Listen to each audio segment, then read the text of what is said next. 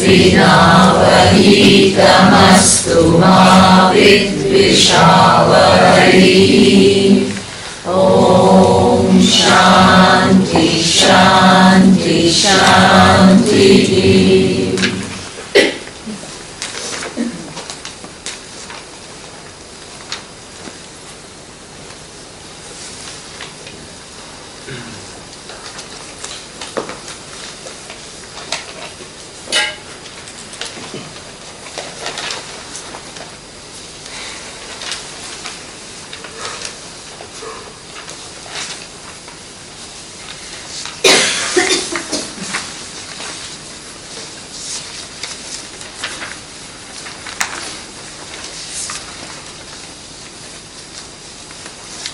Okay, so yesterday we saw there is one more aspect of what we call mat karmo paramo bhava. So that means perform karma for my sake, that we introduce the entire thing of svadharma, and that you have duties and responsibilities towards so many different people, and for each of them the script is different, and in each one of them there is a challenge.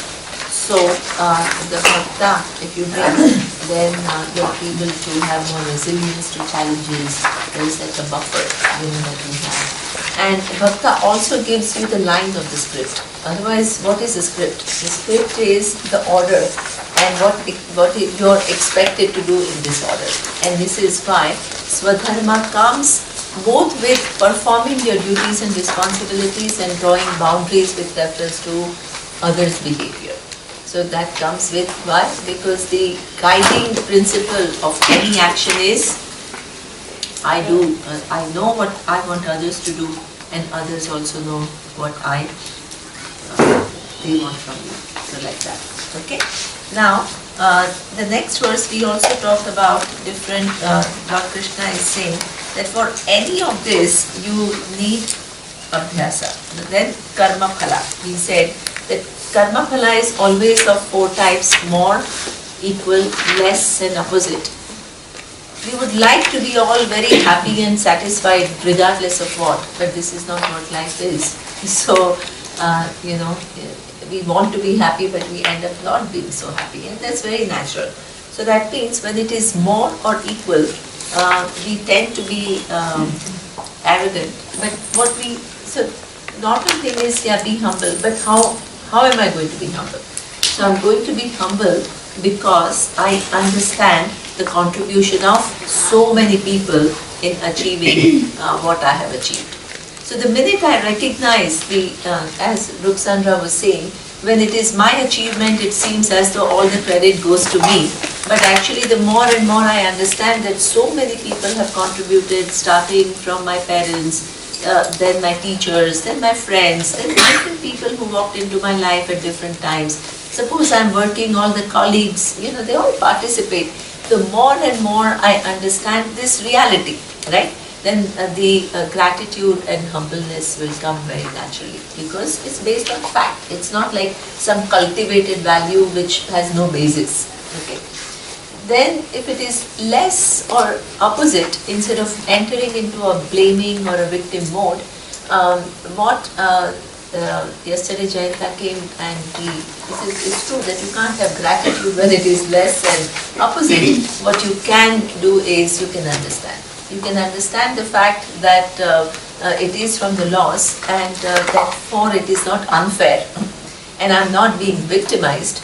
So I can understand, and then I can actually then enter into a problem solving mode, because my mind is not preoccupied with blame and feeling disappointed and thinking that somebody else did something to me. So then it kind of enters into problem solving mode. Okay. Then the next verse talked about abhyasa. Now abhyasa was, abhyasa also. What is abhyasa? Abhyasa is that for any change of behavioral pattern or thinking pattern or orientation, it takes time.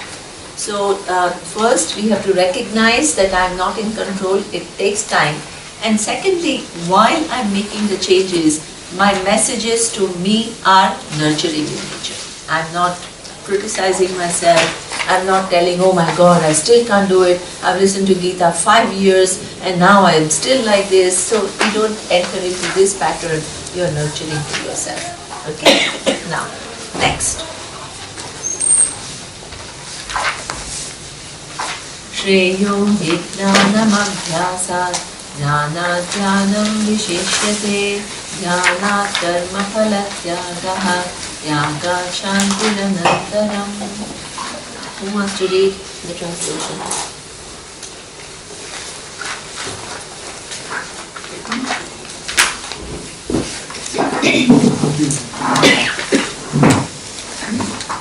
Knowledge is better indeed than the practice of yoga. Meditation is superior to knowledge. Renunciation of the results of action is better than meditation. Because of renunciation, there is peace immediately. Okay. Now, this seems like you about, in the morning class we saw knowledge is the ultimate. And now what is it saying? Better than knowledge is meditation. Meditation is better than that giving up the renunciation. So that means understanding Isvara as the one which gives the result of the action is even better, right? So now what does it mean? So we need to reconcile. We can't say one thing in the morning class and say something completely Then for some of you it will go, but for me it won't go. And for many others here it will not go either. I know they are very smart people. Everybody is smart. Why should I say some? Everybody will catch me. So, so therefore, we need to understand this is what we say. We can't stick to the words. We have to try to get into what? The intention of the words, the context of the words, right? And for that we need Adi Shankaracharya's commentaries. We need our teachers. This is how we actually reconcile. This is a very important point, that you can't make contradictory statements if you're showing this knowledge as one whole integrated part which is not contradictable. Okay? So here, what he means as knowledge here is that, it's not just a mental exercise. It seems like, in morning class somebody said, it seems like you're teaching math or physics. One logic after the other, one thing after the other. It seems almost like a mind game. Mind game in the sense that you have to just figure it out, some complex kind of a puzzle or a theorem or something, and you have to solve it, right? And in order to solve that theorem, you need to really think logically, and you have to move from one step to the other, and you have to create the right logic to get there. And to a certain extent, it is absolutely required, but that's not enough. What is it? That suppose you are very strong with your cognitive skills. So I think I was talking to Sander this lunchtime, that what kind of mind is required to assimilate Vedanta? So you need, of course you need a cognitive mind, because a lot of prakriyas use extensive logic in order to make you see the reality that they want to show, but that's not enough. So what is it? You need to have Swamiji, excuse me. In the temple there is a very nice chair with like little gadi. That is for whom? I saw some. In the temple, there is a very nice chair. Somewhere I saw a very nice chair. ऐसे plastic और table नहीं, स्वामी जी के लिए कौन सी? यही चलेगा? सत्संग आप निकाल सकते, लेकिन स्वामी जी ही बंद कर गए वो। It's okay.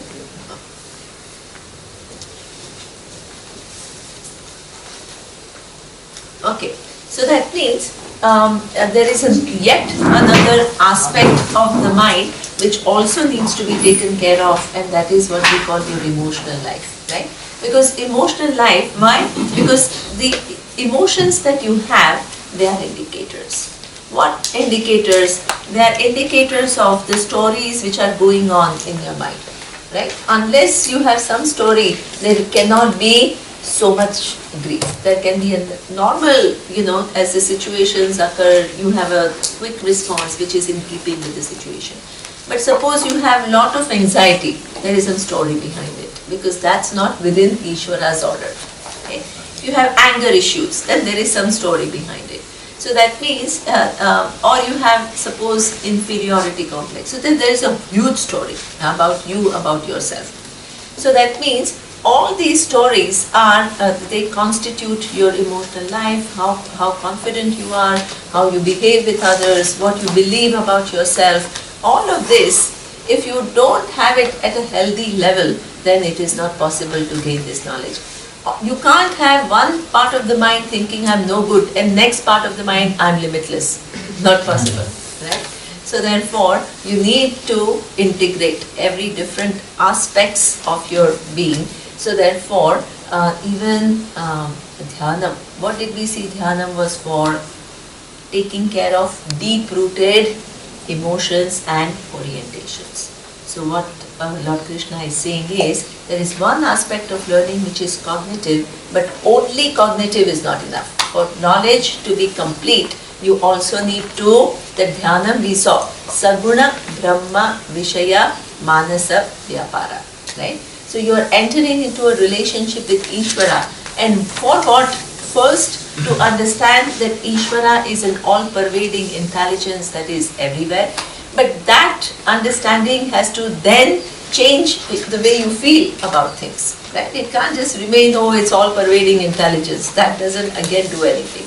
So that has to transform the way you, your emotional life and everything else that I mentioned, right? Then he says, dhyanam, but dhyanam also, many people feel what? That is so difficult to sit and contemplate. All the time people ask him, how do I contemplate? So that means even a contemplative mind is not something that is natural. Suppose you sit and you said, okay, you have to think about the teaching, but you can't think about the teaching in one word, I am Brahman. It will not do anything. You have to dwell on it. You have to dwell on it. You have to dwell on Isvara. What is Isvara? What's my relationship with it? And all of this has to come to you naturally. So that also is sometimes not possible, right? So that means what Lord Krishna is saying is, even if suppose that is not possible and that you are not able to do, at least start with karma phala tyaga. Because most of our big load is when things don't happen our way. When things don't happen our way, our emotional loads increase and our opinion about the world increase also. That is what she was saying. When it's less, it always seems it is somebody else's fault. And then that can extend to Isvara also. So I had a friend who had, her father was not well, and that was during her sister's wedding. So she says, I've never prayed like that. So I prayed and I prayed and I prayed, and still he passed away during her wedding. So now, who is she angry with? Isvara. So I prayed so much and you didn't even listen to this little prayer of mine. This can happen. So that means the first thing, even contemplation on Isvara and all that is far. First you have to start with dealing with whatever comes to you with a certain understanding. If you postulate and say, I want to be always equal, not possible, because that's also not within Ishvara's order. But the stories that you create actually make every situation much more grave than what it actually is. So the first job we all have to do is to reduce our loads by coming back to reality. As you come back to reality, then what happens? The mind begins to abide in reality, and that mind then can become contemplative. And that contemplative mind, which has through meditation taken care of many different aspects of one's being, then can use the pramana, and the real the pramana will do its magic. Pramana is complete, it doesn't require anything, but it seems as though it's not enough. Why? Because our preparation is not enough. So this is why this is what Lord Krishna is saying. So that's verse number 12. Then, because what he says is, the minute you begin to learn to accept or understand or take the results gracefully, there will be peace of mind, right? there is a peace immediately, and with that peaceful mind you can move forward. Next. Adveshta sarva bhutanam maitra karuna evacha nirmamo nirahankaraha samadukha sukhakshami. This particular verse is actually further describing the person who has worked on himself. So, what are the things, what is the work that the person has done? Which are the areas that Bhagavad Gita chapter 2 has mentioned so far? What did you understand? Which areas?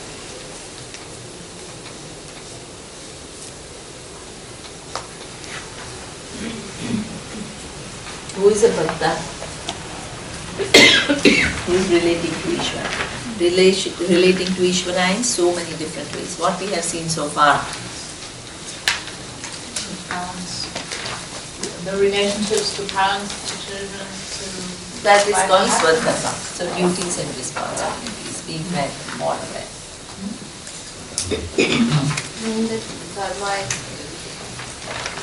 Following them. Yeah. The other one is universal. Bringing Isvara into your life. Yeah, but how? The different roles that you play, Yeah, so that's mentioned here. Duties and responsibilities. This is called swadharma. This is called overall samanya dharma. Prayers. For the unknown variables, you bring prayers.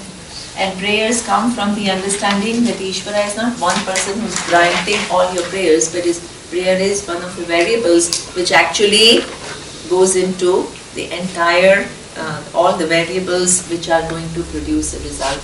What else would you do? What else Bhagavad Gita says?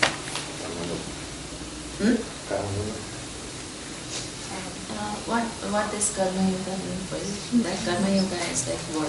What does it mean? Which aspect? Taking the results as pervading. Yeah. So taking results.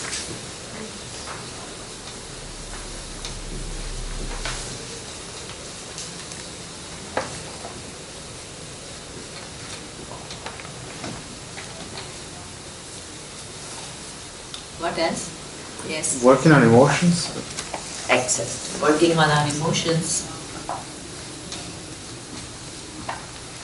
This is called bhakti. Look at this, how the Lord Krishna has increased the scope of bhakti. We think bhakti is just kind of, sitting and praying or chanting, and this is a bhakti. So a bhakta behaves in the world like this because everything is Isvara. So different aspects of the brain is enriched with understanding of Isvara. Working on our emotions. Anything else? Okay, pretty much this is what we saw. Now, there are some other verses. Suppose you have worked on all of this, it's still not an end. There is something which this verse describes. Who wants to read Adveshta? Did I chant it? But not the translation. Who wants to read the translation? Yeah, Tim. 30. The one who has no hatred for all beings, who has the disposition of a friend, who is compassionate, free from possessiveness, free from doership, equal in pleasant and unpleasant situations, and indeed, one who is naturally accommodated. Okay. But I want to, some of this we have seen, Sukha and Dukha, how do you, be equal, what does it mean and all of that. What I want to emphasize here is, there are three words here, what Maitraha, Adveshta Sarva Bhutanam, Maitraha Karuna. These are what we call words, the words which show the expansion of a human being. Maitraha means the person who is a friend. Everybody can be a friend to some 5 or 10 people who they call friend, right?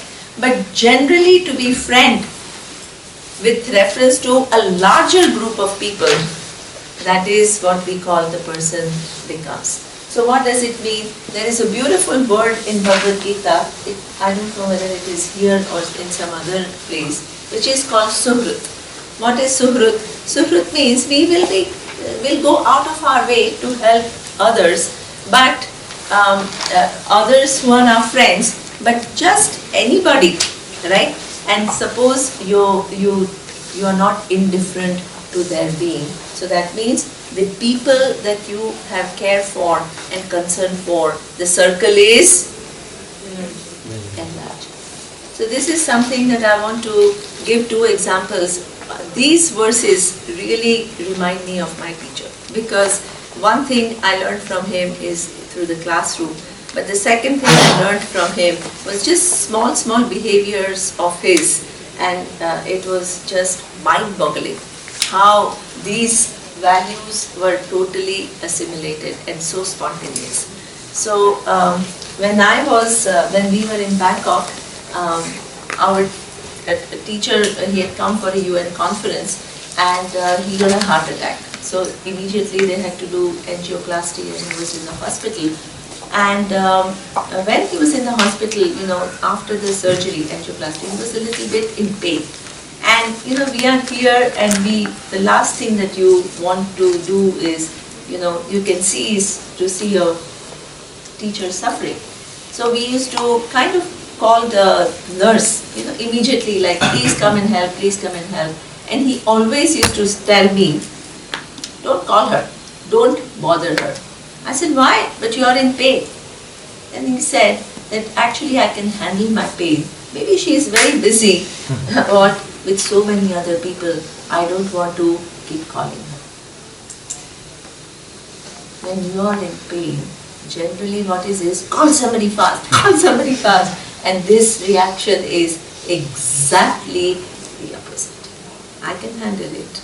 I don't need to keep demanding things from anybody, and let her do her job. She can't be all the time available. That consideration, and he doesn't have this, I'm a big guru, I'm a big Swami, so everybody has to be here serving me. Not at all. Exactly the opposite. And one day he tells me that there was some nurse who was serving, who was kind of looking after him. And he says, I see some sadness in her eyes, and please ask her to come and speak to me. I want to see what I can do for her. When you are recovering, when you are not well, then your attention is on somebody else. And not just somebody else like that, but wanting to help her, wanting to make her life comfortable. This is what we call suhrut. Friendly towards not just a few selected group of people, but towards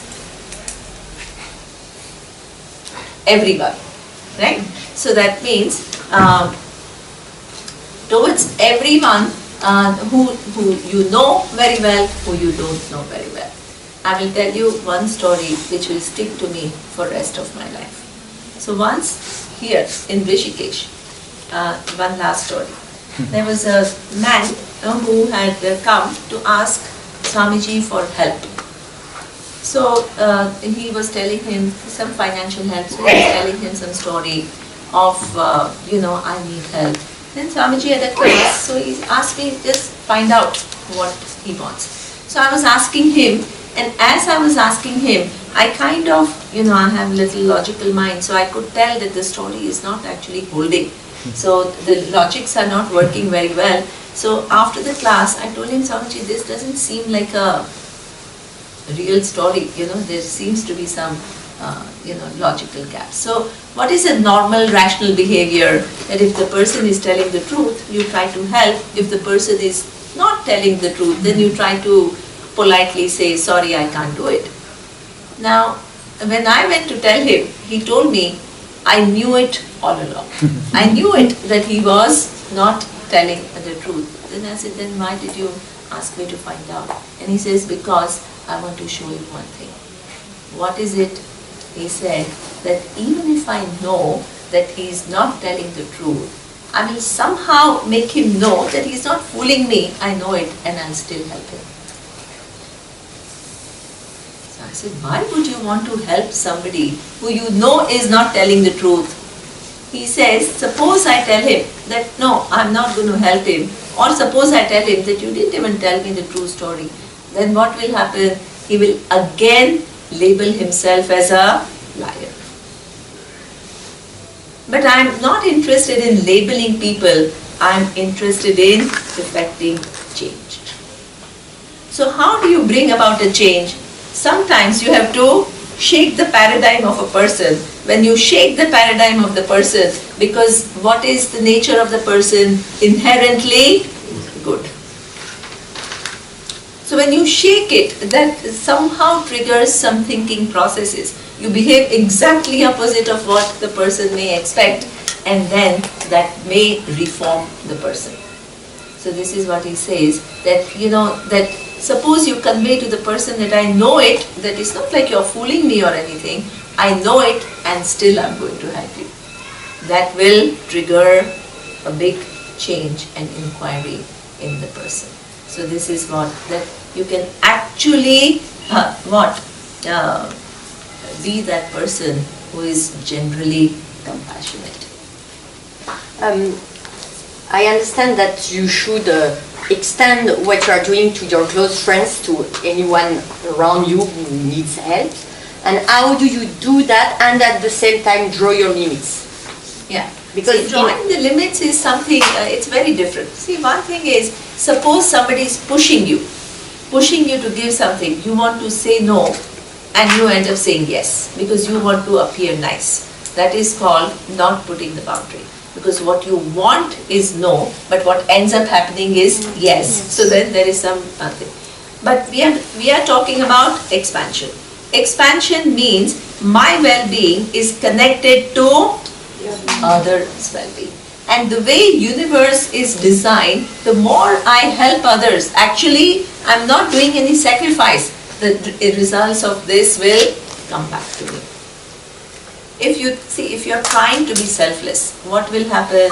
That suppose you only think about somebody else, and if you feel that your interest is being sacrificed, then there is a limit to what you will do for others, right?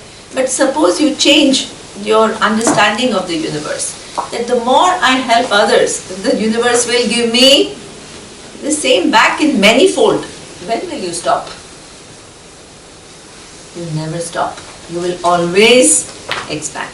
And not only because what? You are helping others and you are also helping yourself. It is not against your well-being. The universe has compensation systems which are unfading. So that means, when will your compassion end? Tell me. When will your connection and wanting to help others end? Being pushed and wanting to be nice and wanting to say no but saying yes? Useless. Because over a period of time, resentment will set in. You will feel as though people are taking advantage of you. But your own expansion, from your own understanding, it has to become pleasurable. Not like an effort. Effort means you are still trying to cross, as I told you in Samaveda, Setus taraha dustaran. You are trying to cross the bridge which is hard to bridge. What is hard to cross? What is it? Adanam is a normal tendency. Holding is a normal tendency. Then you have to cross it by giving. Initially, it's an effort, because that's not really what we think. Over a period of time, that will become you, spontaneous. So this is what we call this person who is expansion of the person. Because what happens is, dharma, suppose you are following dharma, you are invested in yourself. Am I doing something wrong? Am I doing something? Emotion, am I taking care of my anger? Am I taking care of my sadness? These are expansion. Expansion versus expansion, your connection to not just a few people but many people, and your change of behavior towards others. So this is, somebody had, you had a question? Yeah, regarding this statement, help them, quote, help them, despite knowing that they are potentially telling an untruth. So when does one draw the line? For example, in the Mahabharata, Yudhishthira helped many times Duryodhana, and yet it not changed. That's true. Exactly. So that means that is your discretion. But when you do that, it's not out of letting go. What is the purpose? Why is he's not saying, oh, let him go, let him go. What is he saying? Did you hear what he's saying? What is he saying? He wants to influence a change. Behavioral change. So it's not like this, oh, poor thing, let it go. That's not what he's saying. So that means if somebody comes to you, then you can help them to change their behavior. And there are many, many different ways to do it. And this is one of the ways. Now, what is appropriate, what is not appropriate, it all depends. You can't use it indiscriminately. But what I'm showing is, this is one of the methods of what kind of shaking a person. Every time a person receives a little bit of a shock, what will happen? It will trigger thinking. So the point is not to just be passive and let the person get away with it, but the intention is to bring about a change. That's why it's very different from the other examples that you gave. Okay. Now, the other thing is this compassion. You know, the next word that is used is compassion. Now, we think we have to become compassion. But in reality, according to our teaching,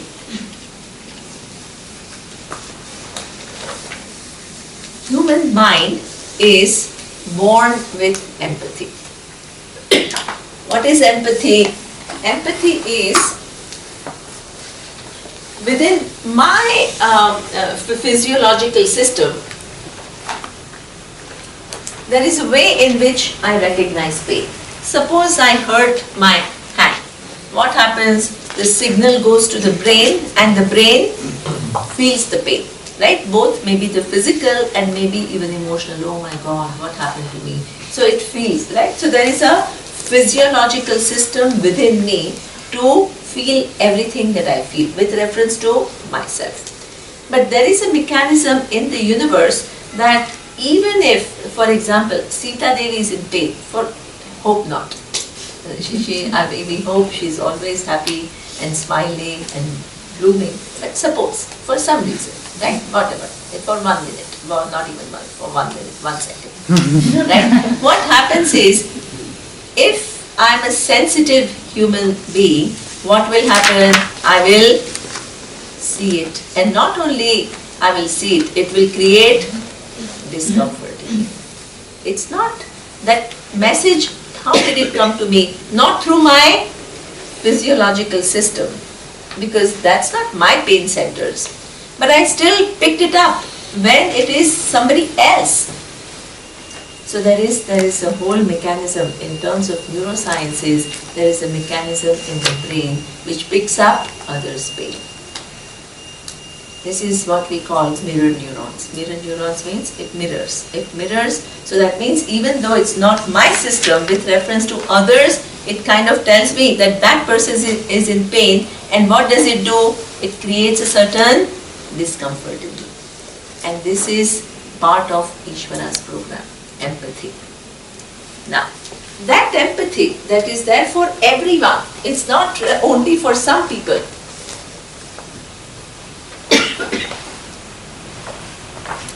Either we kind of act on that empathy in the sense that you feel and you do something, and that doing doesn't mean always financial help. It could mean giving your time, giving your attention, praying for that person, listening. Sometimes listening is just being available and listening without getting distracted and doing 25 things. Just spend time with that person, look into the eyes, and the person feels so understood, because all the problems cannot be solved by one person. It's impossible. But what you can, there is so much relief. So many times people come and talk to me and they said, I feel so good, but I didn't do anything. All I did was listen. But listen, not just, oh yeah, what's the not like that, right? And looking at my mobile all the time, every 2 seconds, oh, what's the message? Not like that. that is nothing. So you give your time, you pay, you give your focus, and you be with that person for that amount of time. No matter how busy you are, you have to, if you give time, you have to make that time available. Right? So that means, so all these are different methods that you can use. So that is called acting on this empathy. Acting on your empathy is called compassion. Otherwise, empathy remains either just mental, or what happens is sometimes we even kind of abort this empathy. What does it mean? Somebody wants to speak to you and you, sometimes you're busy and there's nothing wrong in saying that you're busy and I will see you later. Please don't think that every time you have to, this is what, it's not like when you want to say no, you say yes because of pressure. That's not called expansion. Expansion means when you genuinely want to help others and you're willing to make time for them. And when you make that time, there is no sense of loss, right? And you are doing it happily. That is called compassion. So that means sometimes what happens is you tell yourself, oh, if I help one, then I'll have to help all 50, so I have no time. So this is called aborting your empathy, shooting it down before it becomes an act of compassion. So many times what happens is, over a period of time, the empathy that you already have, but you have given so many false reasons at different points in time, or you say, oh, that person did this to me, so now why should I help her? So these are all kinds of different reasons that we use in order to not get this into this. And this is why sometimes in a close relationship, there is this whole thing of tit for tat, right? He did this to me, so now my chance has come, so I'm not going to do this. This is bad idea. Sometimes it feels good. It feels good, exactly, because you feel in power, right? Like, see, I taught that person a lesson. So I always, every time anybody comes and tells me, she did this to me or he did this to me, so now I'm giving it back. I said, please don't do that.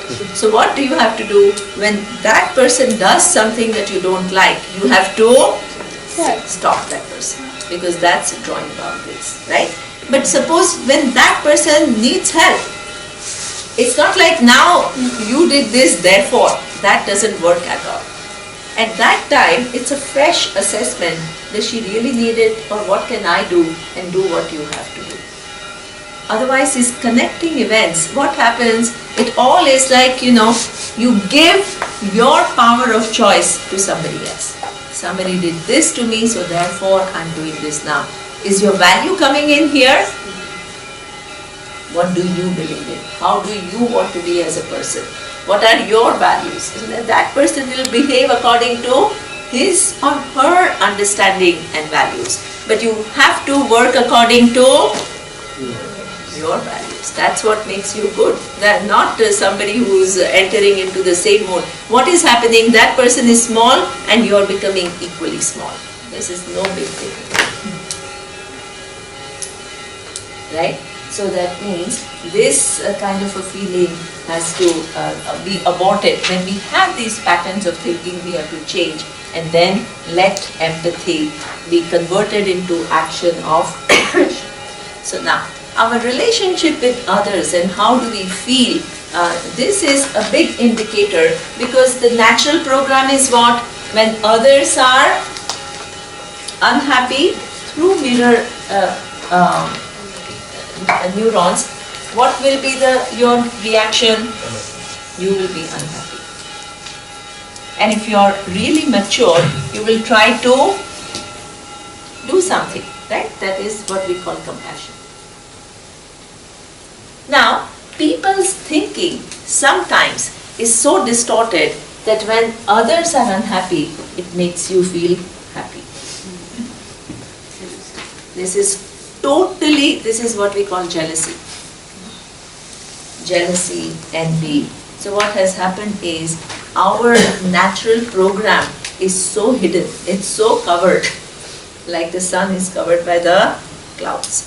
It is so hidden, and our thinking processes have become so convoluted that the unhappiness of others becomes the source of your happiness.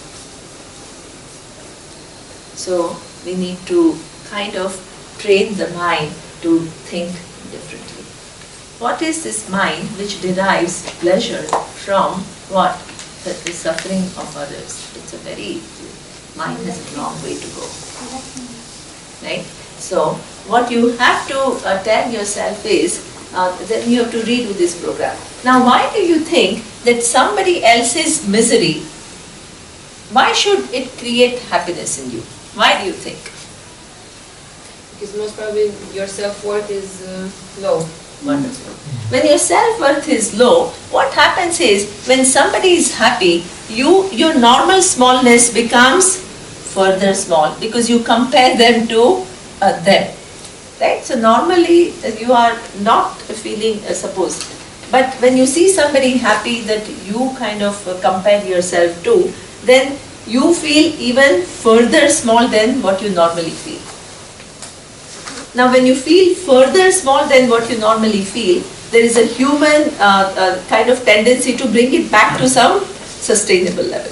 What is the fastest way to bring this down to up? By bringing that person down. That is the fastest way. You put that person down, you criticize that person, oh that person is no good, right? So, and then what happens, suppose somebody got promotion and you didn't get it. So you are feeling jealous, but he just kind of, goes on and sucks up to the boss. Then what? Immediately you feel good. You feel good because you said, at least I don't do that. But Neema, if this was a game that was happening, so somebody's loss is going to be somebody else's happiness. So this will not apply in this logic because, it will be reverse. So what I told you is, this tennis player, suppose he loses, the other person loses and you are happy. So that point you will be happy because it's not like, you're not, if you are happy because somebody else lost, that's not good.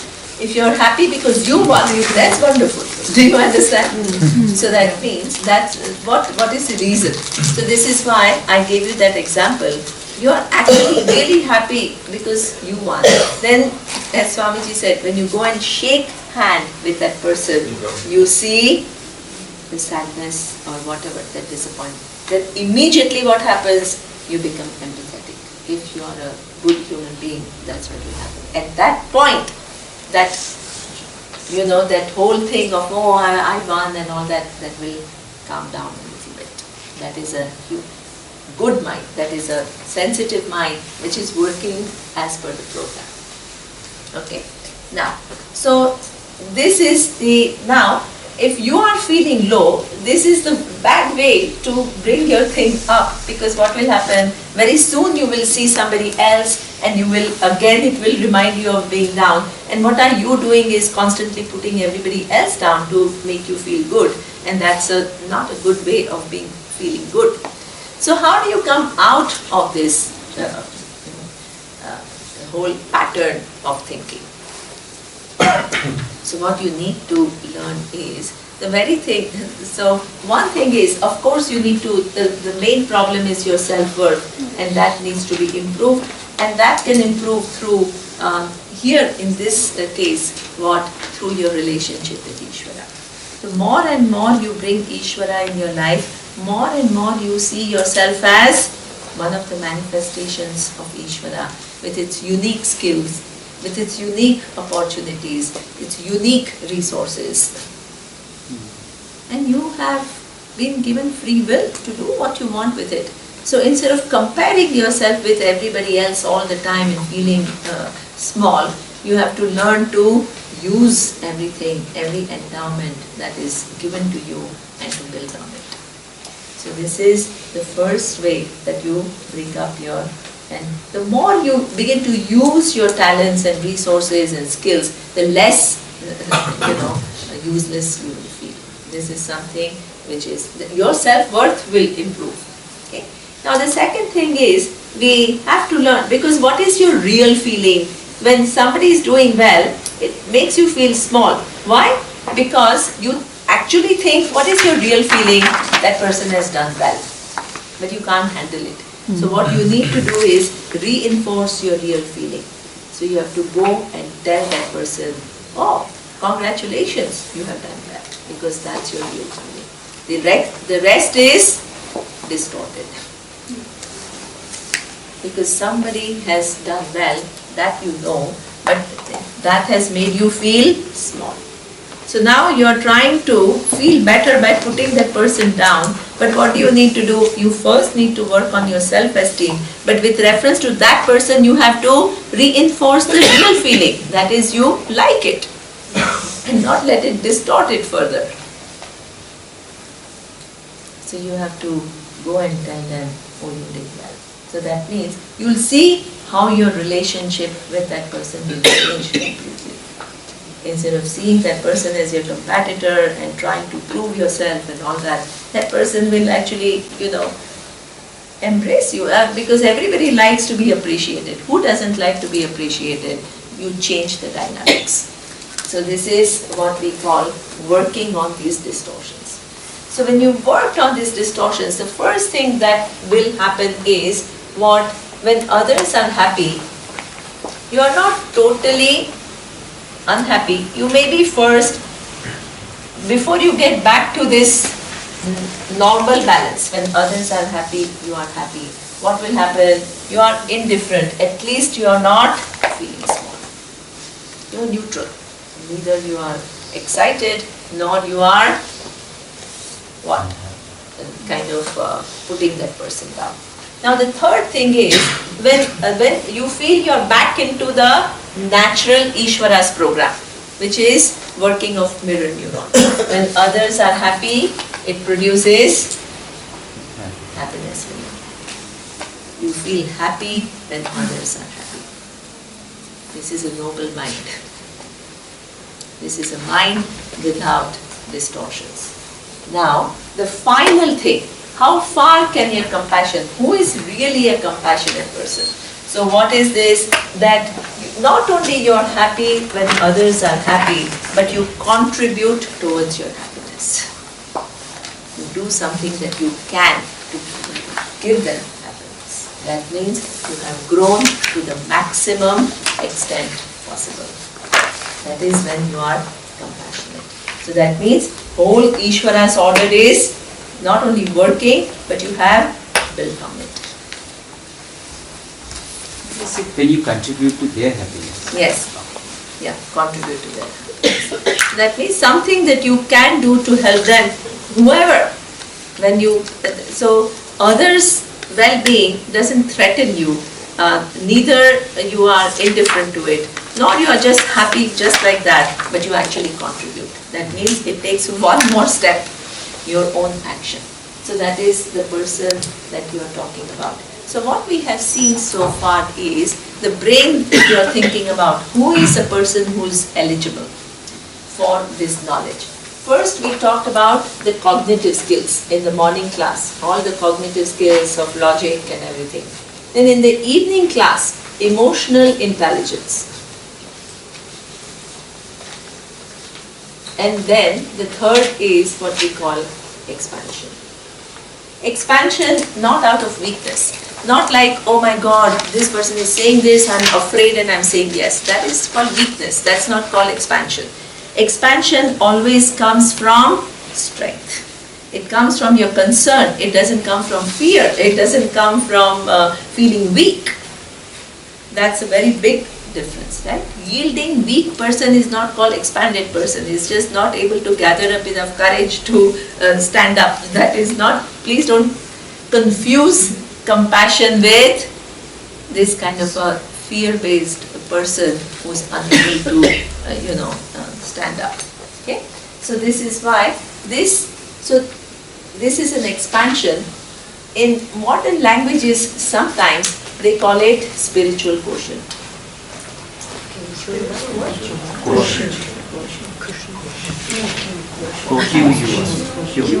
Spiritual what?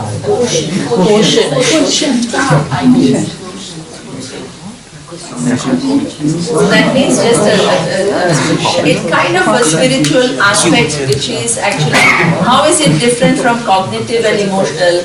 It is more than that, it is your expansion.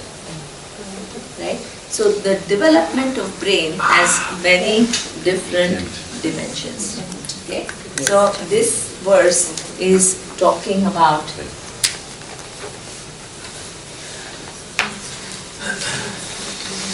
Karuna. Shami. The last word that I would like to highlight. Shami is not the one who forgives. This is the word we generally use. Shama, but Shami. Shamaha yasya asti iti kshami. But here, Kshama is not more like accommodation rather than forgiving. What does accommodation mean?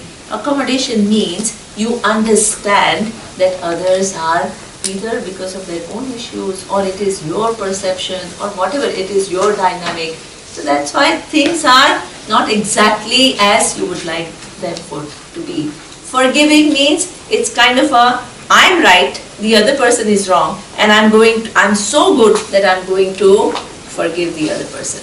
There is a whole sense of superiority there. So here we say we accommodate. We accommodate others. We understand that they are going to be different. They are at different level of development. If you can, try to help them evolve. Otherwise, leave them alone. Not be overly critical, overly judgmental, but at least helping them to evolve. If you can, do your part. After that is their journey, right? That is what we call accommodation. You think well for them, you wish them well, you take some steps, but after that, don't take over their life. That is called accommodation. And secondly, you are also accommodative towards yourself. There are so many people who are good, but they are highly self-critical. They are constantly putting themselves down. I can't do this, I can't do that. Constantly messages of inadequacy. These are their messages to themselves. That's why you don't even see that. When you meet the person you don't know, you can think the person is so well accomplished, but the person, the way he talks to oneself, is always, oh my God, I couldn't even do this right. So that means you are never comfortable. So you have to learn to accommodate yourself. With all our human vulnerabilities are realities. So instead of hiding them, what do we have to do? We have to, or to have shame for that. What do we need to do? Slowly, slowly work towards that. Work towards that, because the night is given for that. Right? So this is what we call accommodation. Shakti, you had a question? Yeah. Coming back to this. So when there are people whose minds is in a way that when they see some unhappiness in others, they feel unhappy and they feel so helpless with it that they say, I rather don't even want to see this because then I feel so unhappy. How can we understand their mind? Yeah, so that means, very good. So that means one thing is, when others are unhappy and suppose you yourself become depressed or you feel so concerned for them, then you are not able to lift them up. So that means your sensitivity for others has to be accompanied with strength. Otherwise what will happen? Not only you are not able to help them, you yourself find yourself down. So that is what we call, we are all sensitive, but at the same time we are not strong enough. So what sensitivity along with strength means, you don't get totally drowned in that, but you empathize, and with that empathy, it doesn't just remain at the level of mind, you do what you can to lift them up. That means you are still operating from strength. And your strength enables the other person to stand up. And this is why, suppose somebody all the time, right? People come to me, oh, this happened to this one, poor thing, she didn't deserve this. All of this, there are hundreds of stories, right? People come and tell me. So I said, you can go on telling stories like this and feel helpless and feel as though the world is unfair. So this is why this whole understanding of Isvara is infallible laws. That doesn't make you jump to these kind of conclusions. And your strength comes from there. Any other strength is an artificial strength, a put-on strength, where you're trying to show that you're indifferent or things don't touch you, which will not last for too long. But when you understand that it is all pervaded by Isvara, life is not here to it's not a kind of here to give you a hard time. It's just impartial laws which are just operating, doing their job. And your job is to what? Not rub against those laws, but to work with those laws. When that happens, then you become more or less okay person and you gain the strength to help others and also help yourself. Okay? So the sensitivity has to be accompanied by strength of knowledge. Is it also sometimes, I keep myself busy with other people's problems so I don't have to look at myself? Yeah, so these are all compensation mechanisms. No? You are drowning yourself in helping others because you are not actually wanting to look at yourself. So this is why the other part that we actually worked on is what? Your self-image. This is very, very important. If everything that you are doing is an escape to kind of deal with yourself, then that again remains an escape. Even though it's a good activity, it's an escape. So either people escape through drinking or they escape through doing things for others, but in the meantime, they don't work on themselves. So reversing the conversation. So if you have over sense of empathy and you financially help a set of people, and there's a sense of entitlement in that set of people, then how do you deal with it? Because you want to help for them to get elevated to a certain level, but there's a sense of entitlement which therefore doesn't... See, their problem is not your problem. But they have sense of entitlement. Problem. No, see, the thing is, you have to help till you want to help. So that means, suppose they have a sense of entitlement, and they're asking you more than what you want to give, then you have to draw a boundary. What do you have to do? This is what I can and this is what I will. So that means then all the entitlement that they have to work on it because you are not entering into that. You understand? But till the time that you really want to, go ahead and do it. How they take it is something which is their thing. But also, sometimes you can communicate also that, I'm helping this because I want this and, it's not something that I have to do. And so do understand that. You can actually tell exactly what you think and explain your position, but not aggressively. What happens is, most of the time, anything that we find hard, we don't talk about. And when we don't talk about, what happens, either we get dragged in for things that we don't want to do, or we then see this is taking a wrong effect, but without actually addressing it, then you withdraw. So these are all actions that we do only with our thinking. We never actually involve the other person who is the party to that. So we have to learn to sometimes communicate also, and I'm doing this, but I'll be able to do it for this many years, and within that, you can create your own boundaries even within that, so that they don't feel entrapped. Okay, I'll stop here. Swamiji is here. Welcome, Swamiji. Namaste to all of you. Please. Sorry, it's all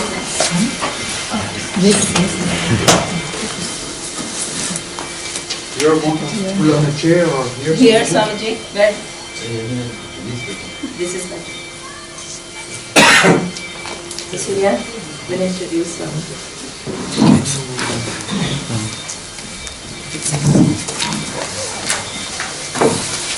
Welcome, Swamiji.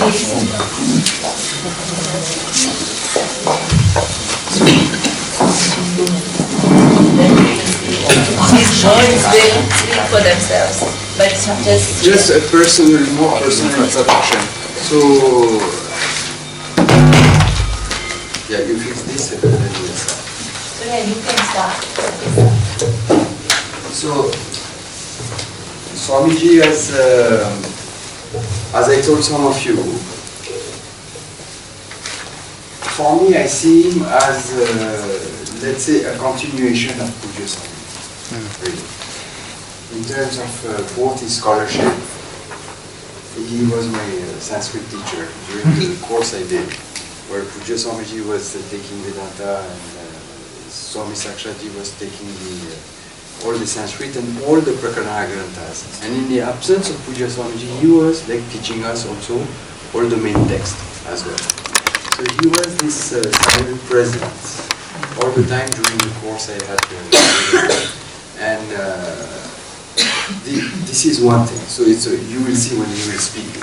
His whole, let's say, style and teaching and his like kindness and sweetness and his scholarship is coming amazingly. The second thing is that many of you have read Swamiji's books, right? So the person who is behind all these books also was patiently editing all these books, word by word, line after line, the Swami Sakshatkritananda. Okay? So you have to see his presence behind all the things that we are all reading, and in the words of Buddha. So there is very much Swamiji. Okay? So I don't want to take more time. The mic is working? Yeah. So thank you so much for accepting. Coming, Swamiji. And speaking to our students.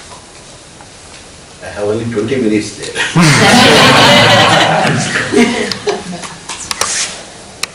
I am taking some other classes. I have a deadline to finish it. Therefore, it took more time there. Finish one verse complete. For 10 minutes gone in that. Swamiji, you can extend 10 minutes if you wish. Yes. Yeah, please, Swamiji. We have time. Yeah.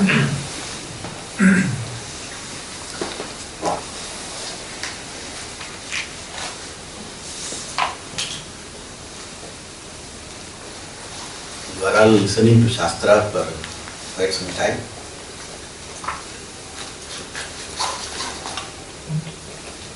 Not? Yes? Yes.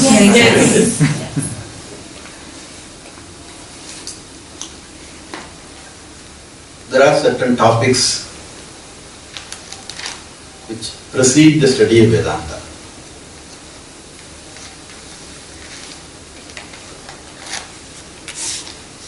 Like an analysis, an inquiry into what I am seeking in life. And thereafter, there is an inquiry into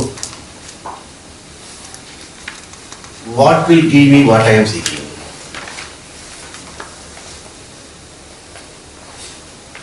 Then there are more topics connected to that. If you want Sanskrit names for that,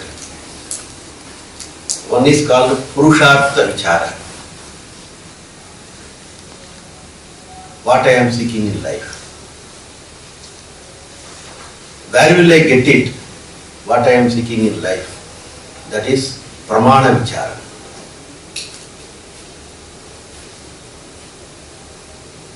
And how to get it from the Shastra, the need for Guru. Like this, we have got many topics connected to entering into portals of Vedanta. We will very quickly, briefly, in essence, we will see these things. We can expand it as much as possible.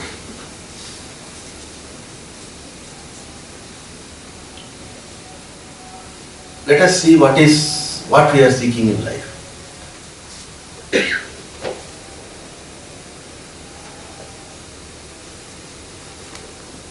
At the physical level, I want to live forever.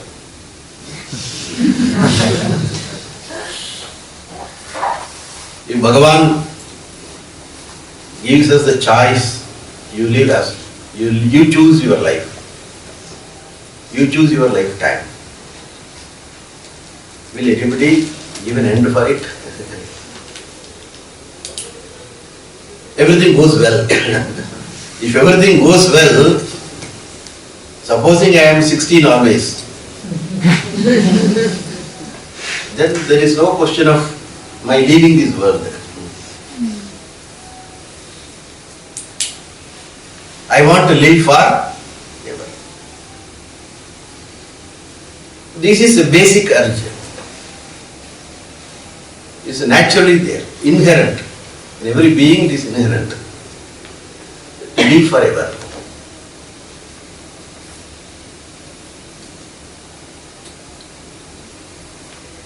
I want to live forever, but happily. If there is no happiness, I don't want to live. The second urge is, I seek happiness. The first urge is what? I want to live forever. I am seeking, living forever means, Sanskrit word for that is Sat. I want to be Sat. Sat means that which exists always. I want to be Sat. I want to live forever, I can convert it into I want to be Sat. And I want to be happy. You want to be happy, how long?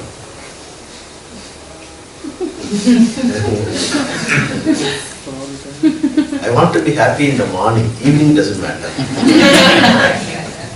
Because there's a starting time for the day. I want to start the day with happiness. I want to be happy all the time, 24/7. I want to be happy. 24/7 is a very nice way. 24/7 means there's no end. I want to be happy in a particular place only. In the workplace, I want to be happy. At home, it doesn't matter. I can fight and be unhappy. I want to be happy everywhere. Whether it is workplace, or home, or traveling. I want to be happy all the places. I want to be happy in all situations related to anyone. I want to be happy. Did we cultivate this desire? Did we cultivate the desire to be there for all the time, to live forever? Did we cultivate the desire to be happy all the time? Time, place, situation. It is natural urge. We cultivate many things, not many desires we cultivate. You have a desire for a particular fruit. It's a cultivated desire. You ate one day, you liked it, therefore you like all the time. Like this, the desire to be happy is not cultivated desire, inherent desire, basic urge. Therefore, what we want in life is to be happy all times, all places, all situations. To put it in different language, I want to be Ananda all the time. The first urge is I want to be Sat all the time. I want to be Ananda all the time. Sat combined with Ananda. Yes, one more pursuit is there. That is also inherent urge. I want to be all knowledge. I want to gain all knowledge. It is inherent pravritti. I have to know everything that is happening under the sky. Under the sky is over the sky also. This expression, under the sky, means everything. I can't stand ignorance. As Puja Swami used to say, when you are driving on the road, there is some crowd on the side. You slow down and put your neck out to see what is happening there. That shows what? I want to know what is happening there. What is it to do with you? You are not in that place, you are in a different place. For what is it to do with you? No, I should know. I can't spend one day without reading newspaper. Newspaper, maybe it is digital newspaper. Every now and then I browse.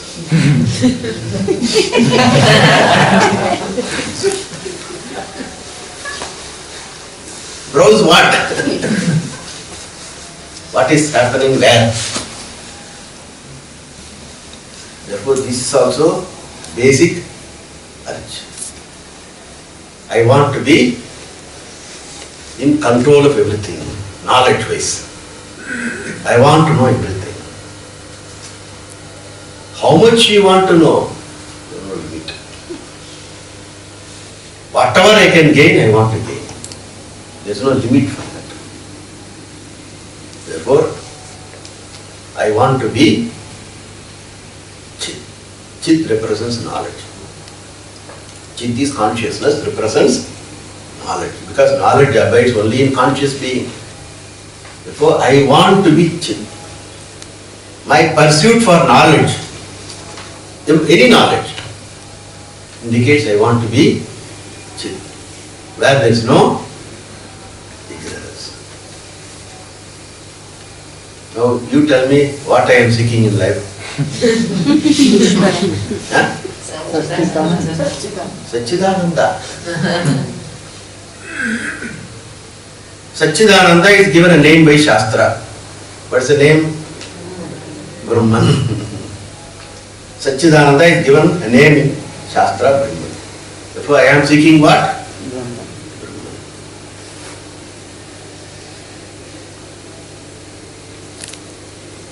Can I gain Brahman? At the level in which I am seeking. At the level of body, I want to be Sat. At the level of mind, I want to be Chit. At the level of intellect, I want to be all knowledge. That's all I have. Body, mind, intellect.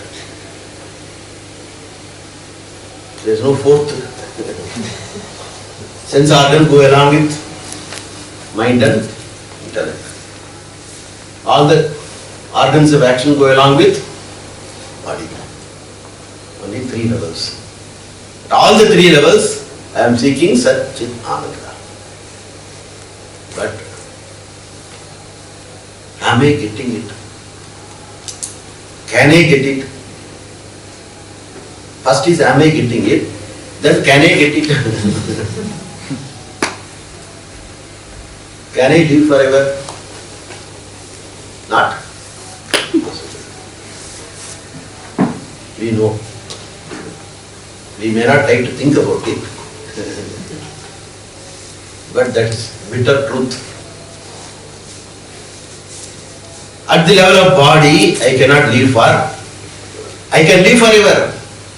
I can't live forever at the level of body.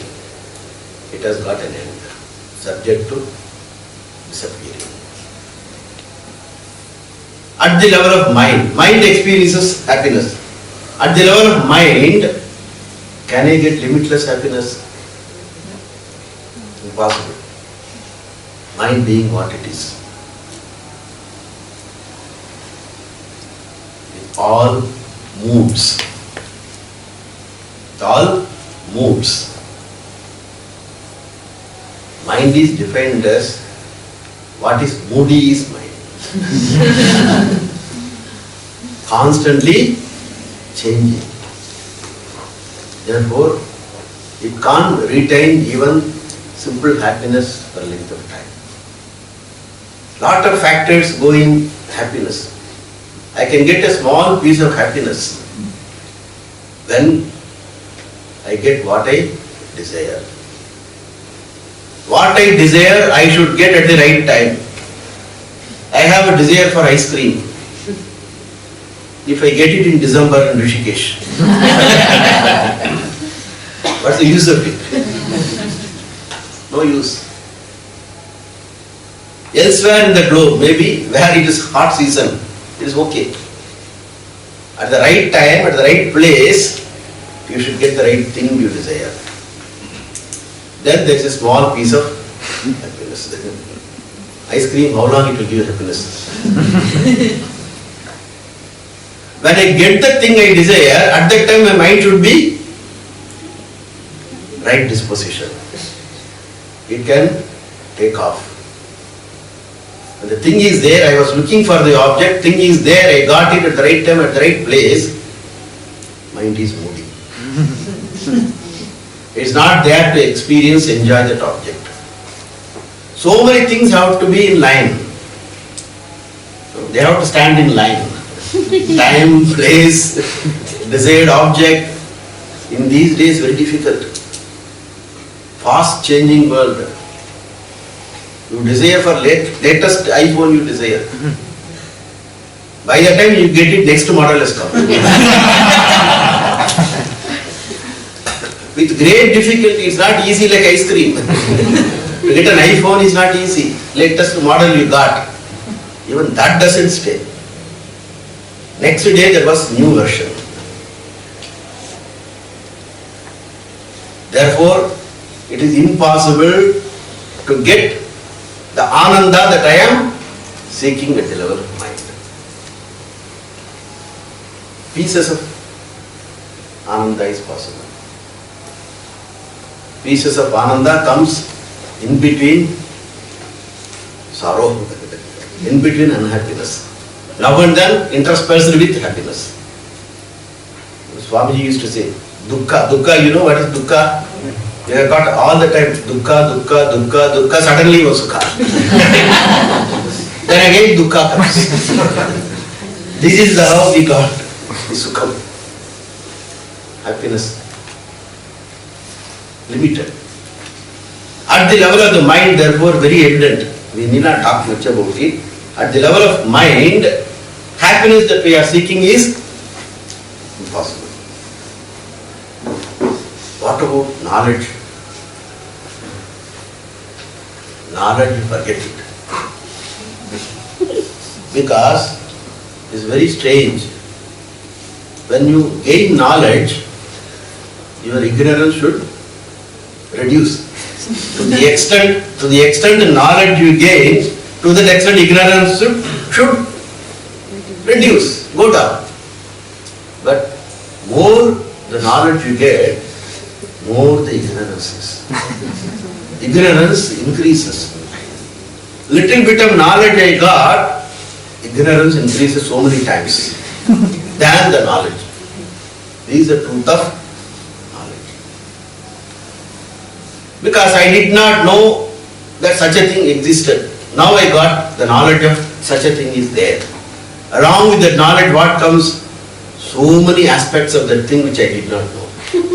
At least I did not know before such thing was there. When such thing was there, I knew. I have discovered my ignorance many times than the knowledge of existence of thing. All knowledge is impossible. Intellect is limited and our lifetime is limited. Knowledge is limitless. Ananta Shastram, Bahu Veditavyam. There is so much to learn, but time is very, very limited. These are all we can easily understand.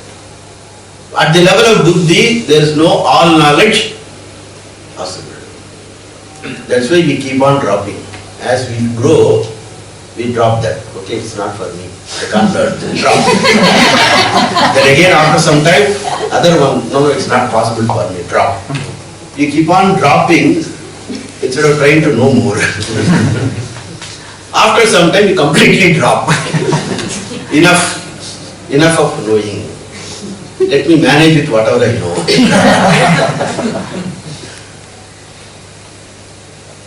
At the level in which I am seeking the Satchidananda is not possible to gain. Now what should we do now? Shall we resign? This is our lot. Therefore let me live. Everybody is living, I will also live.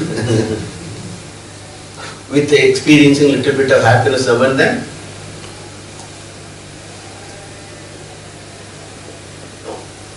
This is where we have to see that this desire to be Satchidananda is natural desire. Natural desire. Natural urge. You can't sit quiet unless you accomplish it, because it's a natural urge. But I don't see any way out. But one piece of information reveals that wherever there is natural urge, there is a solution in the creation. There is a solution in the creation. I have desire to, I have hunger.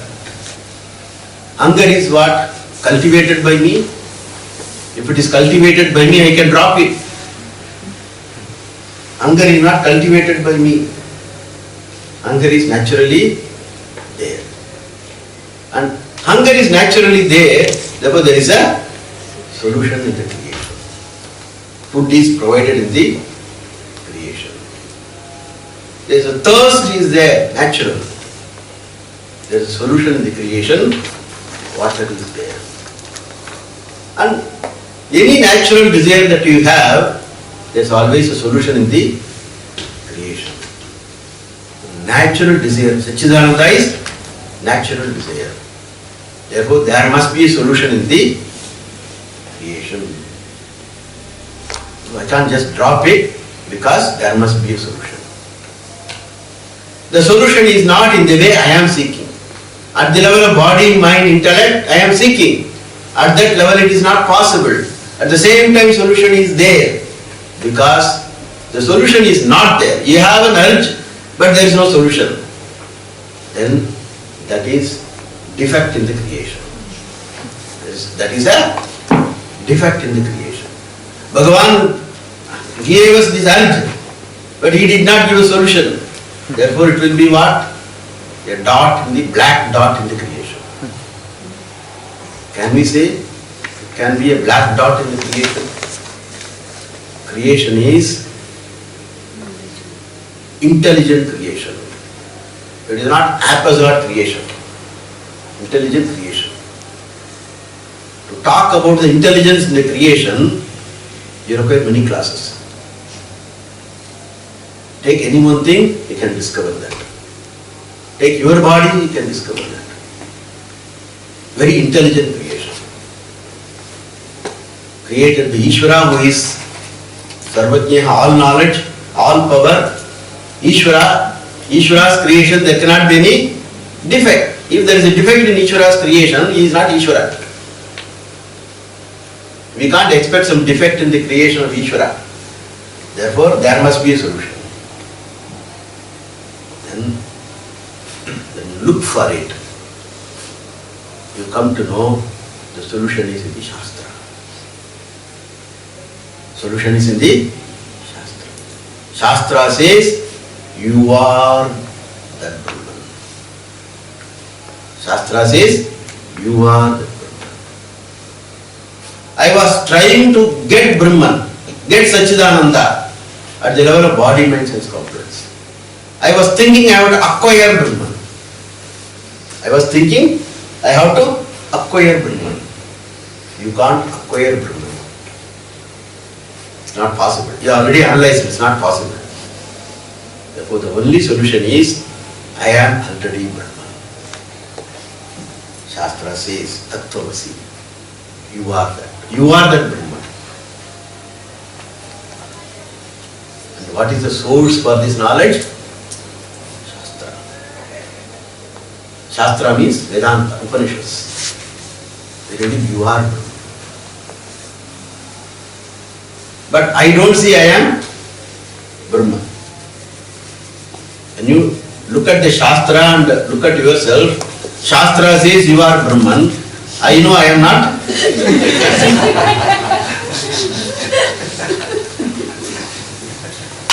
There's a distance between what I know about myself, what Shastra says. What is the distance?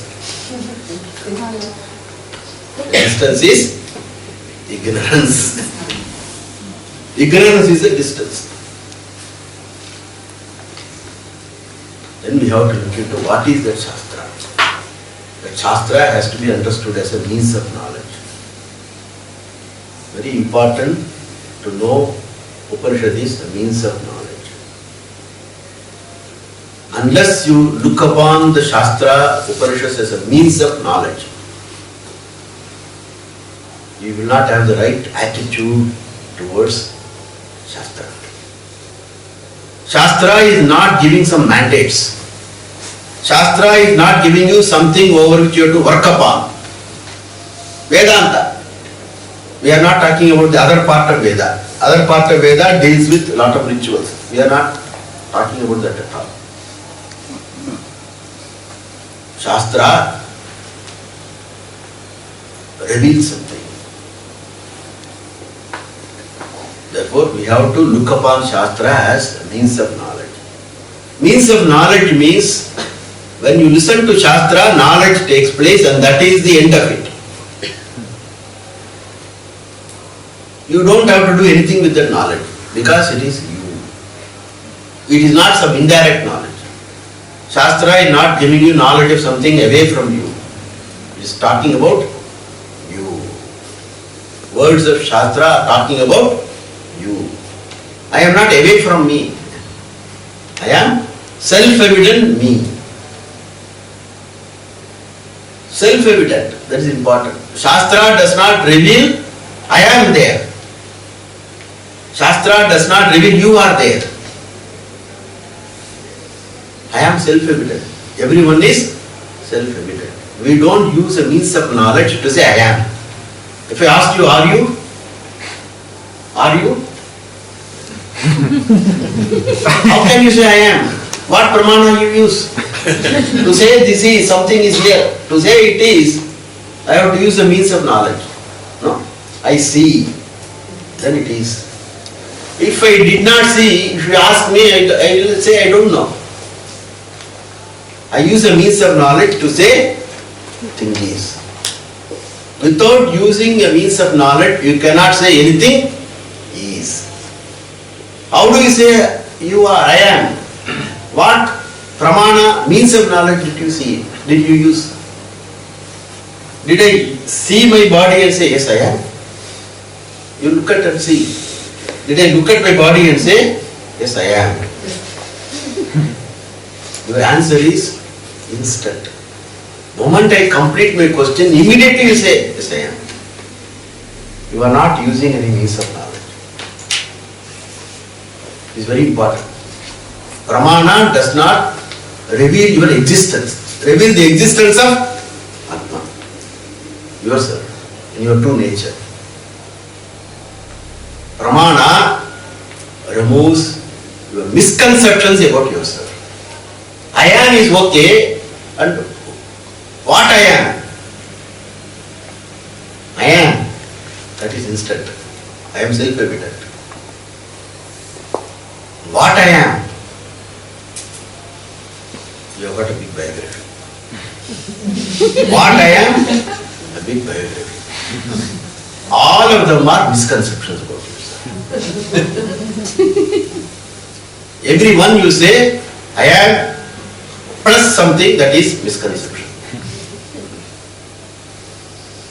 Pramana knocks off all those misconceptions. When all misconceptions are knocked, what you are, you recognize as you are. Whatever you are, you recognize as it is. That is Satchidanandam Brahma. Pramana, Shastra need not talk about it. It has to only knock off all misconceptions. All misconceptions are gone. I recognize myself as Brahman. So Pramana knocks off all misconceptions, all notions about yourself. About Pramana, you have to talk a lot. It is independent means of knowledge. Shastra is independent means of knowledge.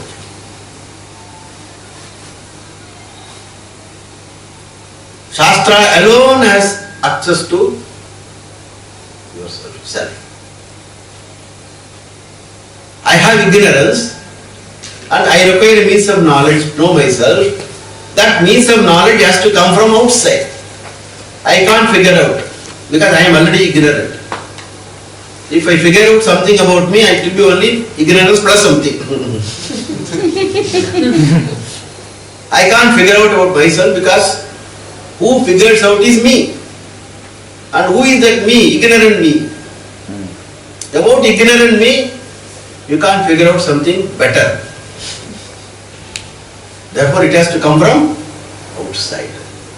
Words of Shastra are means of knowledge. It has to be handled by a teacher. Because it is means outside. Pramana is outside.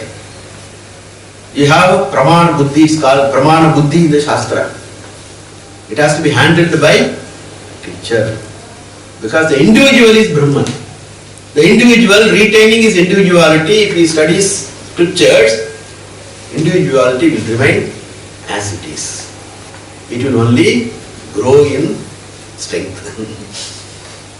Retaining individuality, if you listen to Shastra, if I read books probably, if I read books, to read books I have to retain my individuality.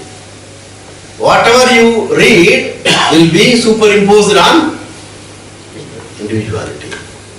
Individuality will not go.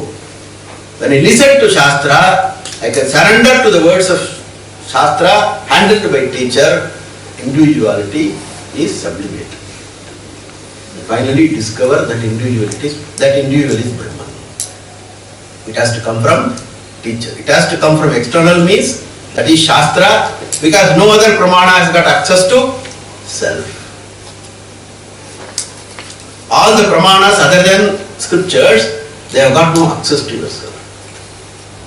Because all those Pramanas are useful for whatever you objectify. Self cannot be objectified. If self is objectified, who is the one who objectifies the self? No, some other self is there. That is what we are talking about. So you require external means of knowledge to be handled by a teacher. That Shastra removes ignorance. Then you recognize yourself as you are. Whatever it is, that is Brahman. You recognize yourself as Brahman. And this requires a qualified mind. Mind has to be ready for it. Mind is not ready, you get knowledge, but not aparoksha jnana. Direct knowledge you don't get. It remains in the intellect. Whatever you know, it remains in the intellect. It has to merge with yourself. Knowledge has to be yourself. Knowledge cannot be away from you. You have to become the knowledge. That merger has to take place. You have a ready mind. The mind is ready, knowledge is direct. The direct knowledge is called aparoksha jnana. Otherwise, you have to prepare the mind. The knowledge remains away from you in the buddhi as long as the instrument of knowing is not ready. One has to prepare. One has to make the instrument as good as the self. The self is all accommodating. Your mind should be some accommodative. The self is not accommodative, forget. We have to develop a relative, accommodative mind. Relative, loving mind. A mind that is relatively free from regrets and hurts. Regrets and hurts are there in the mind, means that mind is not available fully for listening. Battered by various regrets and hurts. Mind is not available. Lot of things to do with preparation. The preparation is there, mind is prepared, intellect is prepared, mind is able to stay in a particular topic for length of time. That is also we have to prepare. Ekagri karanam. Focus should be there. It's all aware, can be developed by various means. Meditation, etc. You can do that. When everything is ready, then knowledge is direct. Because I am there, means are there. When I expose myself to the means, knowledge has to take place, and knowledge is direct knowledge. The object of knowledge is away, that knowledge is called what?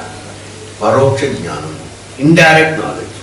If I talk about Swarga, for half an hour I can talk Swarga, heaven. That knowledge is what knowledge? Indirect knowledge.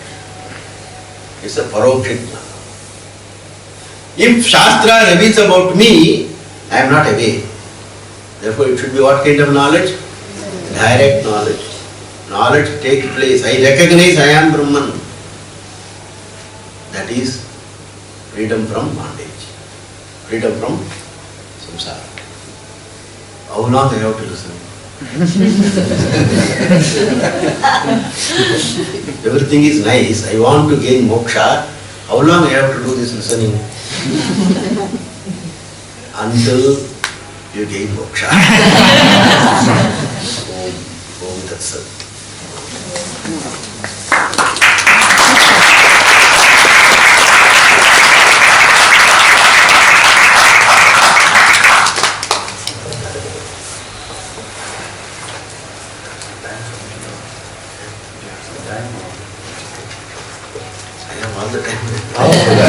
So, if anybody has some questions, Swamiji, one or two questions? Yes, please.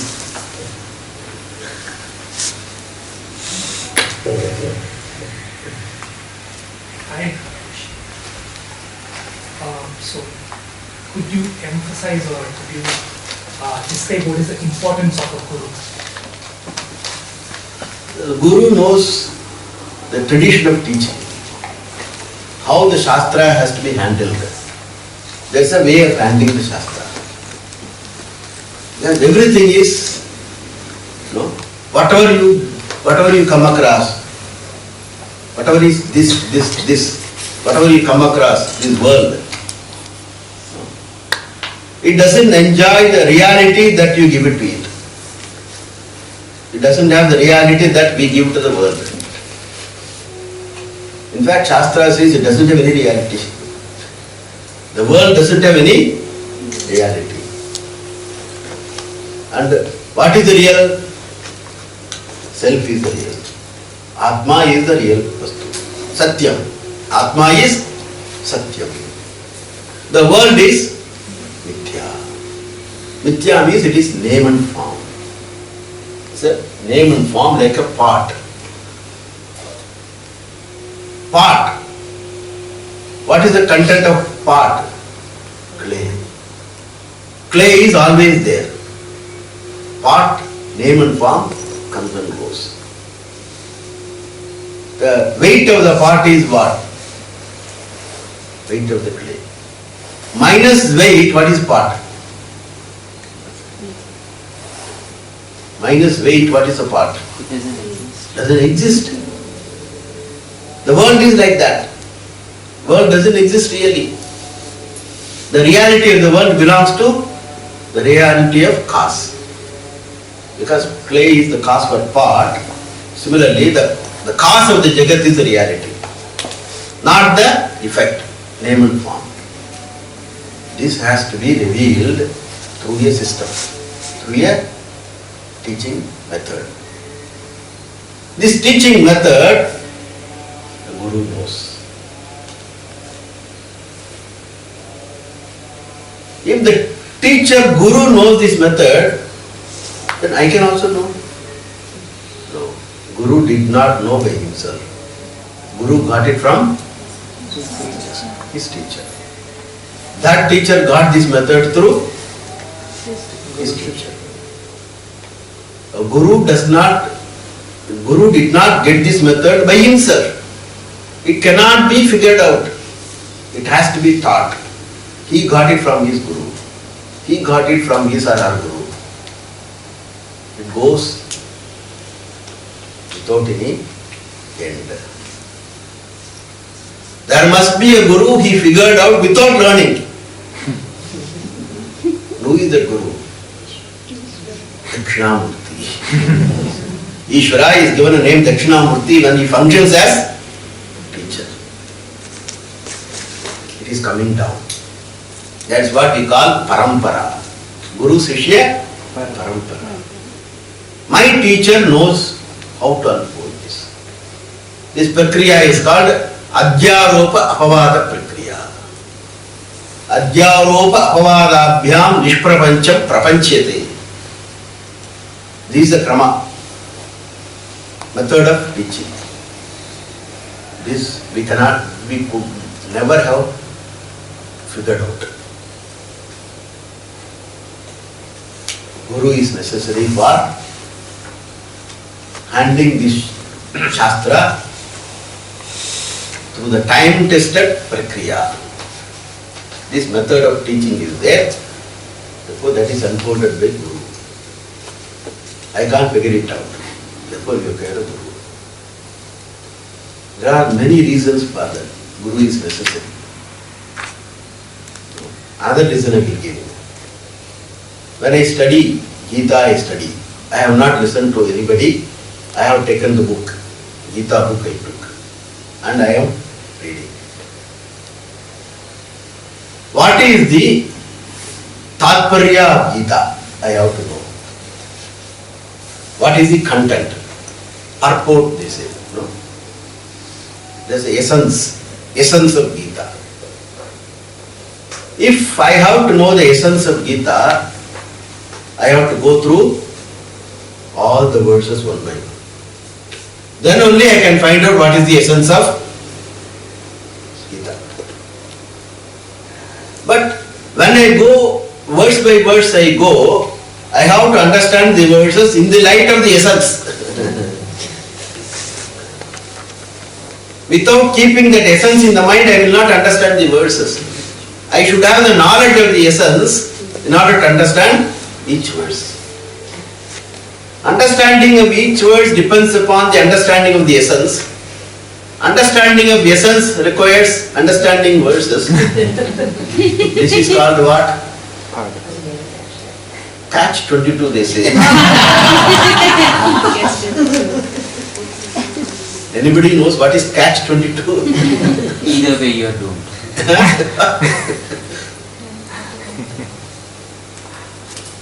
Then one should have got the knowledge of essence without going through the verses.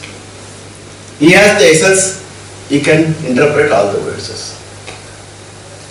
Or who is that person who did not have to go through the verses but he has the knowledge of essence? Dakshinamurti. So Guru is necessary.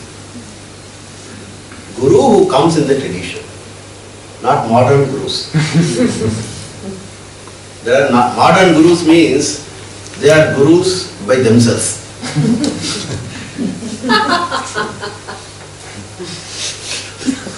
A Guru who comes in the tradition, he will never claim anything. He will attribute everything to his Guru. Whatever he knows, he will attribute to his Guru. He is called a teacher in the tradition, a traditional teacher. A traditional teacher knows everything, the way of handling words. There are many conflicting sentences are there in the Shastra. For example, one Upanishad says, Manasa eva aptavyam. This self has to be known only through the mind. Another Upanishad says, Yen Manasana Manute.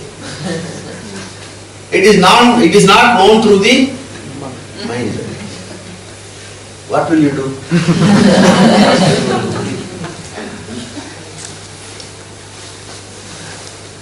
I can't reconcile these two statements. Opposite. Guru knows. How to reconcile these sentences? Guru knows. How did he know? From his or Guru. Everything finally resolves to Dakshinamurti. From Dakshinamurti to my Guru. Dakshinamurti is not here. My Guru is here. Everything is clear. Unless that parampara is there, my Guru is not there. Therefore, my Guru stands for everything. Sadashiva Samarambham, Shankaracharya Madhyama, Asmadacharya Paryantam. All of them are in my Guru. Because it has come from teacher student.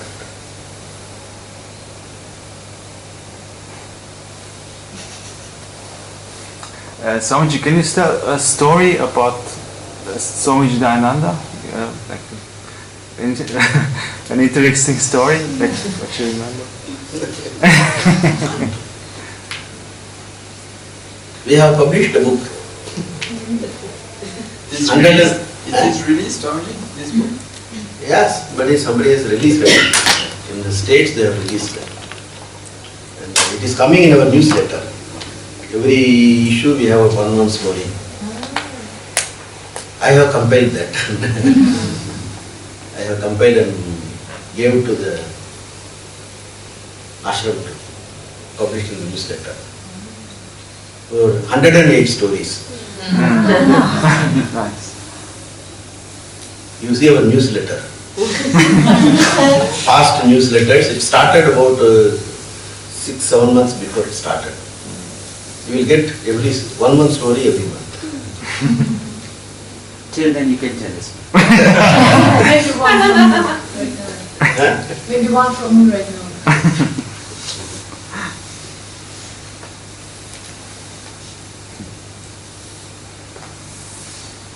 You have time? Yes.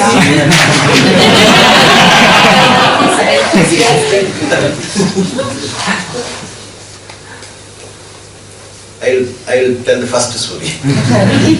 Gosh. The first story in the book.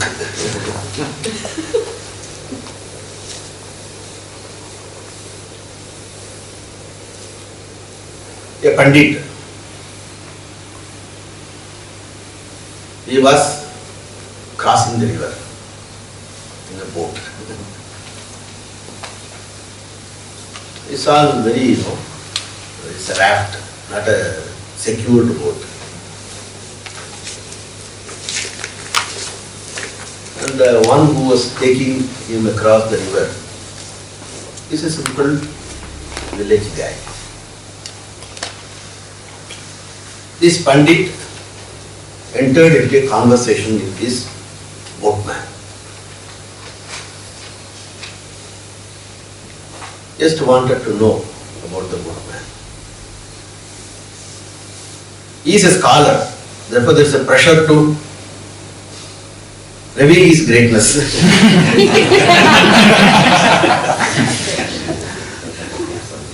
He should tell, he should ask, whatever he knows, he wants to know whether the other person knows or not. The other person doesn't know, he is great. So he asked,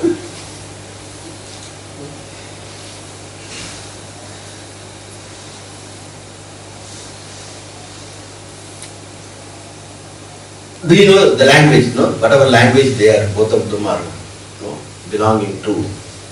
Do you know how to read and write this? The other person said, I don't know. I don't know how to read or write this language. Because I have not studied anything.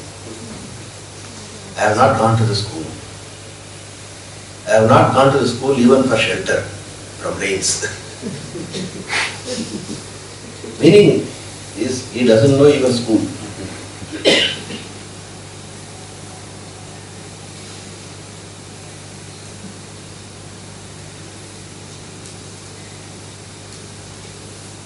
Before that, he asked, because he comes down, this is last. Do you know read and write is last? He started from high level. Do you know literature? All pertain to that language. Do you know literature? He said, I don't know. What is literature? I don't know. You don't know literature? Your 25% of life is gone. Because the joy that literature gives, you don't have access to the joy. Literature, when somebody reads the literature, he gets a lot of joy. You don't know literature means 25% of your life is gone.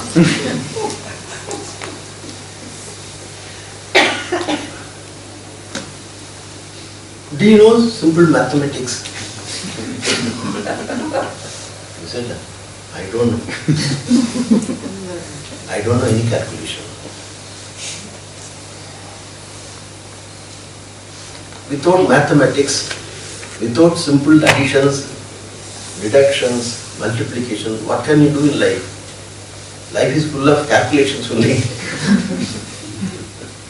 You have to calculate all the time. Where I can get how much requires calculation. I don't know. Another 25% of life is gone. Because you can't lead your life properly without calculation. Finally he asked me, do you know how to read and write? The minimum that is. How to read and write, do you know? But I don't know. That's why he said I didn't even enter school for shelter from rains. Another 25% of your life is gone. These are all, 25% gone means that much joy you are denied.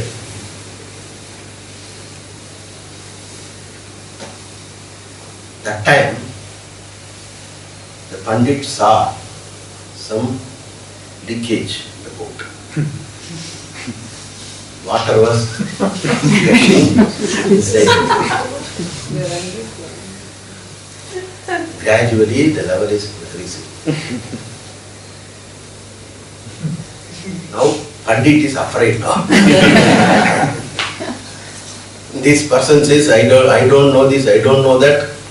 Therefore, he was afraid now. Whether he knows, at least save him. He saw the level is increasing. The boatman asked the Pandit, do you know swimming? He says, I don't know swimming. 100% life is gone.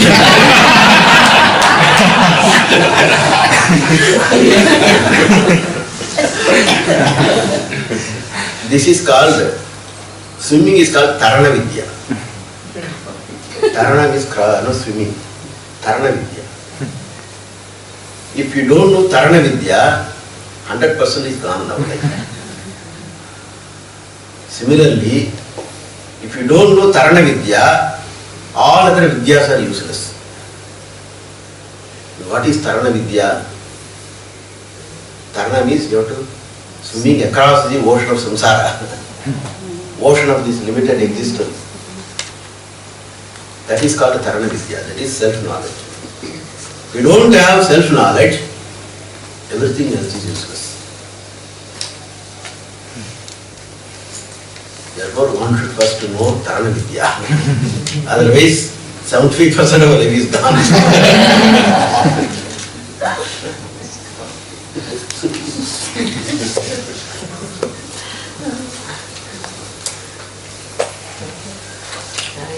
You have a question?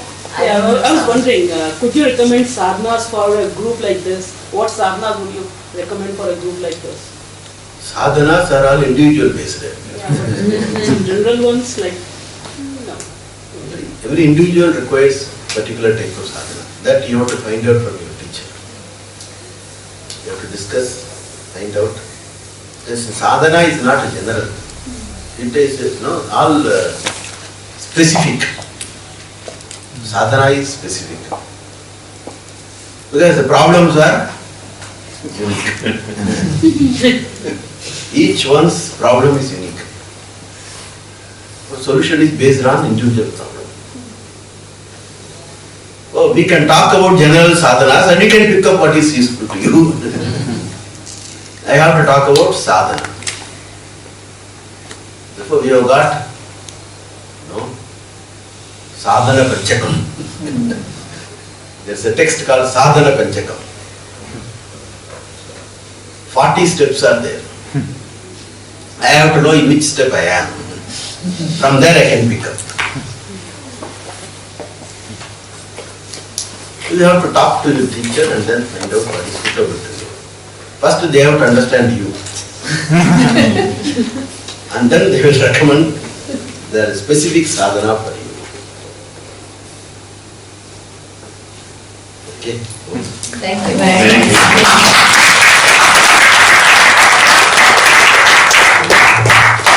Just 1 second. I know Swamiji since I'm in 20s, I think. And I used to really look up to him because he was always with Puja Swamiji and he was like the right hand man, that time he was of Swamiji. But he was so humble and so approachable and so kind. And this verse that I explained, Suhrit and Karuna, so that is him. Anything you go to him and he'll try to help you. There's never a time he will say no, or he will use his position or as, with proximity as Swamiji as his kind of privilege. He will use it to help you. So really Swamiji, we have so much respect for you. You always discount.